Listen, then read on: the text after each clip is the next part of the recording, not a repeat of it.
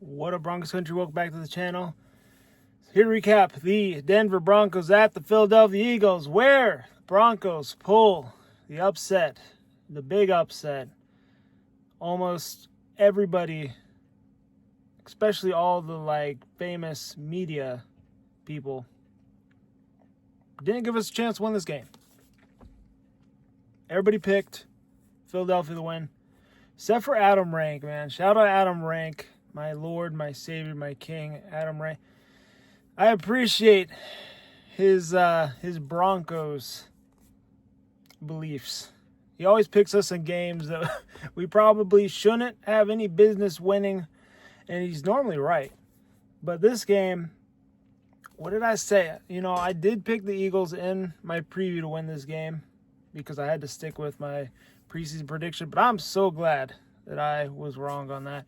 I was looking right for a little bit, and I was like, well, you know what? If the second half, if they can get things together, I was like, I know this team doesn't quit. I was like, I know they're going to give us a shot. And sure enough, that's what happened. That's all they needed was to give us a shot. And, they did everything they needed to do. There was some things that they needed to clean up. I said they needed to win, to basically have a perfect game and to win this game. But they gave themselves a chance, and that was the most important thing. That ended up getting them the victory. Let's talk about Courtland Sutton here. He is moving up in the all-time record books with the franchise. He had 8 catches for 99 yards, so he had a big game. I was seeing him a lot. I was like, all right, there's Courtland. The man got paid this summer and definitely deserves it. Super happy that he's around. I hope he's here for a long time coming because he's clutch, man. Courtland Sutton, he's awesome. But yeah, he's now the 3rd fastest receiver team history to reach 400 career receptions, and he achieved it in 103 games. Only Demaryius Thomas and Rod Smith, which DT did it in 76, Rod Smith did it in 95. Got it to 400 catches. Also, with 5,705 career receiving yards, Sutton has passed Vance Johnson for 8th most in Broncos history. Shout out Court, man. He's moving up the leaderboards. 3 takeaways from this game that I was reading is Bo Nix, towards the end of the game, it looked like he was getting comfortable. Like, earlier in the game, I was about to... I was writing my notes. Speaking of that, I actually wrote notes in this game for the first time. I don't write notes. Normally just write notes up here, but this time I actually took notes. We did the first half and the second half, but one thing that stood out is that Bo Nix got comfortable in the clutch against Vic Fangio, which I didn't talk much about Vic Fangio. Love Vic Fangio as a defensive mind. Did not love him as a head coach. But, Nix got the best of Vic Fangio at the end of this game, which was pretty darn awesome. Mr. October, Sean Payton, he ended up, coming through. And then the last thing here is that defense, though. Got that Nick Bonito jersey. What we've been saying all along, they're elite. Eagles finally playing elite defense. Held them to 17 points, so super proud of just the entire team. I mean, the defense, I definitely would probably give them the game ball because I think they did amazing. But, the offense there towards the end definitely needed them to come through, and they did. But my first half notes here before I go into any, stats. Now, one thing I was going to come back to if we did end up losing this game is that Courtland Sutton missed another deep ball, and it was to Sherfield. And then he got sacked on the next play. That took him out of field goal range. So we ended up not getting a touchdown or even a field goal on that possession, and then we punt. First half, it was, I think the first 6 drives, it was like punt, field goal, punt, punt, punt, punt, punt. That's basically what it was. And then when we punted, then the Eagles went down right after that, got a touchdown. And I was like, oh boy, this Is this what this game's going to be? Is it going to be a shootout? We got to score when they score? And I was like, we're behind now. So I was like, we're going to need defense to step up. The penalties, there's still a lot of penalties that need to fix up. Let's see.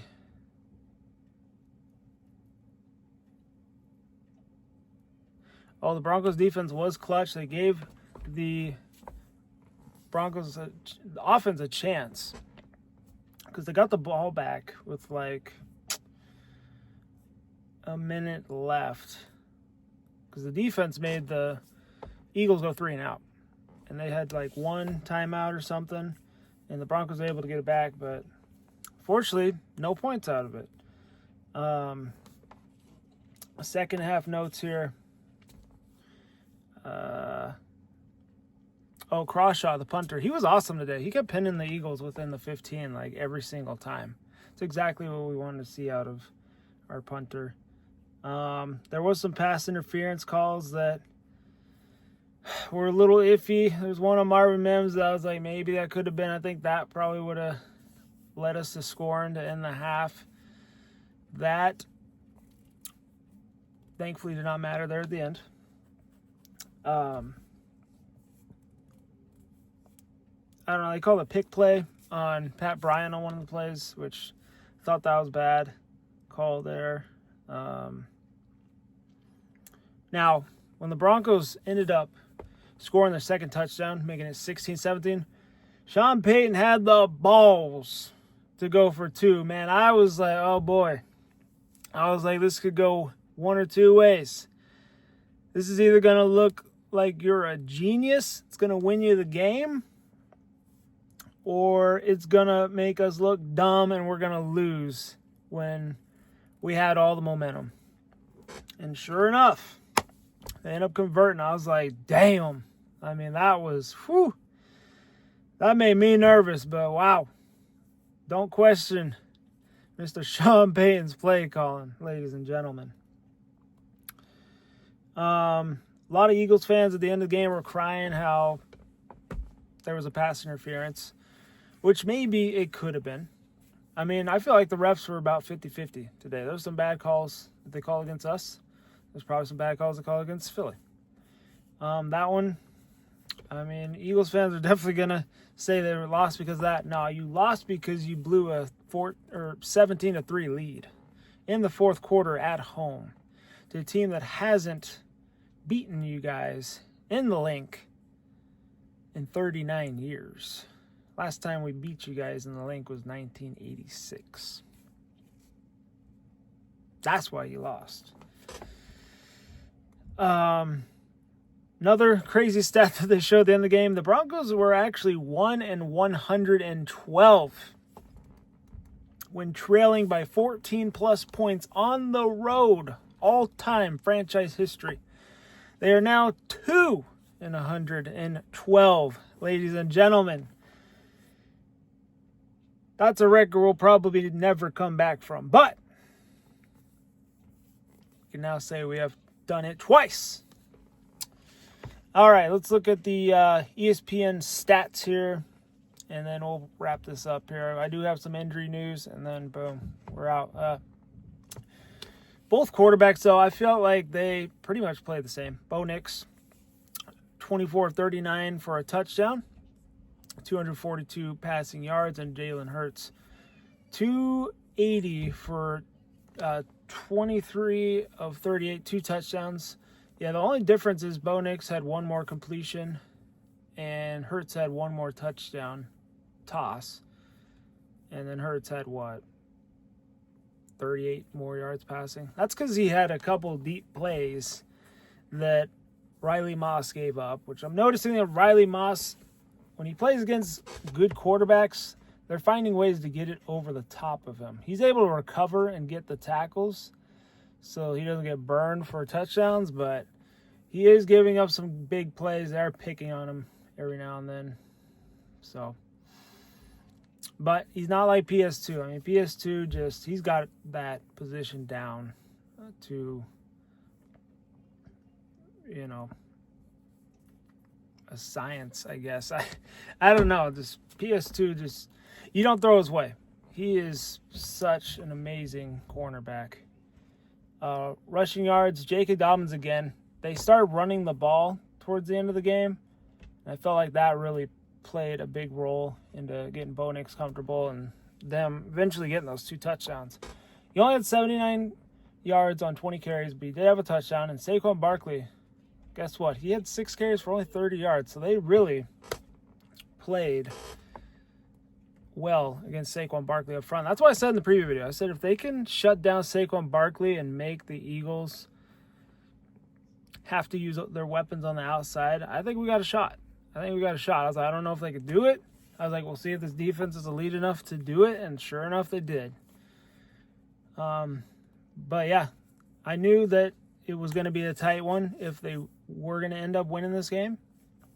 And sure enough, they gave themselves a chance, and they darn did it. Took down the defending champs at home, snapping that undefeated record. We already talked about Courtland Sutton. Devontae Smith, he had 114 yards on 8 receptions. Yeah, he had a good receiving game. Mainly because Riley Moss got burned on a couple plays. Sacks, Nick Bonito got his jersey on today, 2.5. I mean, the dude is in the running for Defensive Player of the Year right now. He's just picking up where he left last season. That extension, well-deserved. He's going off. Total yards, actually the Broncos had more total yards than the Eagles. 358 to 302. 0 turnovers for both sides. This is, both teams going at it. No turnovers, no nothing. I mean, there was a couple times in the games where one team almost had a turnover, but it just didn't happen. Denver did have more first downs, 23 to 16. Penalties, Denver 12 for 121. Yeah, that's a lot. Need to cut that down. And the Eagles only had 9 for 55. So you're saying those bad calls on us. We had almost twice the penalty yards as you guys. Third downs, Denver was 5 for 16. Philly was 2 for 11. Fourth down, both teams were 0 for 0. Red zone, Denver 2 for 3. Philly 1 for 2. Time of possession, Denver wins this 34-17 to 25-43. Wow. Okay, let's look at the players.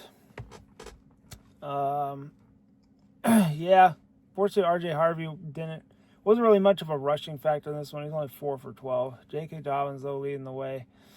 Troy Franklin, 3 catches, 35 yards. Evan Ingram, 4 catches, 33 yards. I felt like his catches were big. He even had a touchdown catch as well. He dove for the end zone and got our one, touchdown toss for Bo Nix.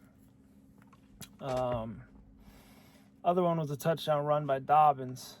And then other than that, the receiving, it was 20 yards or less for the other guys. Sacks, though.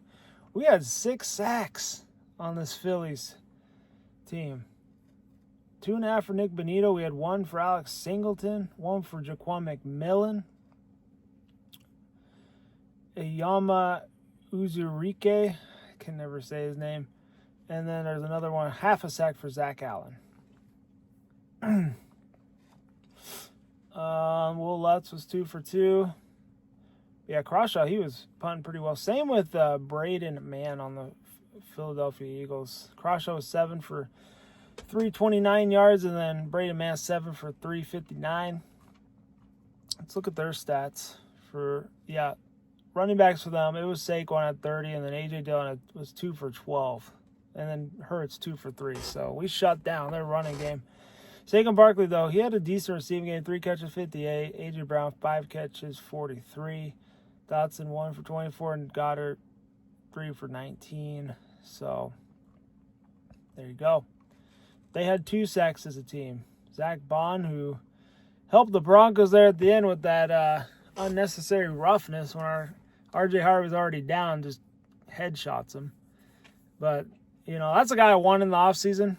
He ended up helping us win this game anyway. So, Zadarius Smith had a sack as well.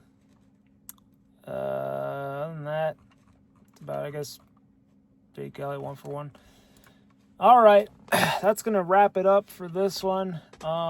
Fortunately, looks like the Broncos, when they travel to London, will not have Jarrett Stidham and Ben Powers, which Stidham is actually expecting, or him and his wife are expecting a child any day now, so they are not going to make it. I totally understand that.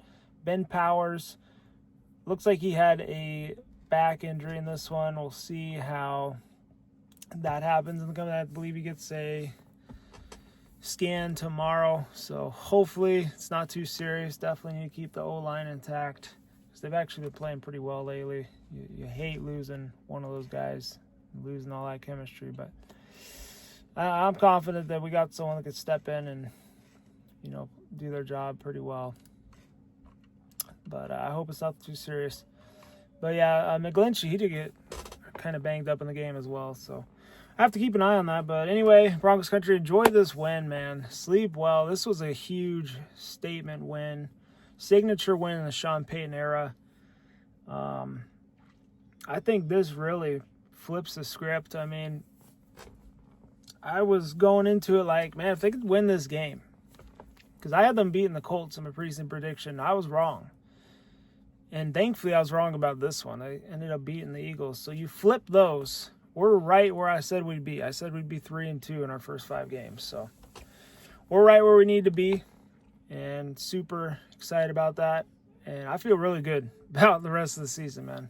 I mean, if they can keep building on this one, should be a huge confidence booster. And I'm ready to go, baby. On to London, playing the Jets. So anyway, hope y'all enjoyed the vid. Hit the like button, subscribe if you're new. Other than that, stay safe, be good. Go Broncos. See y'all in the next one. Peace.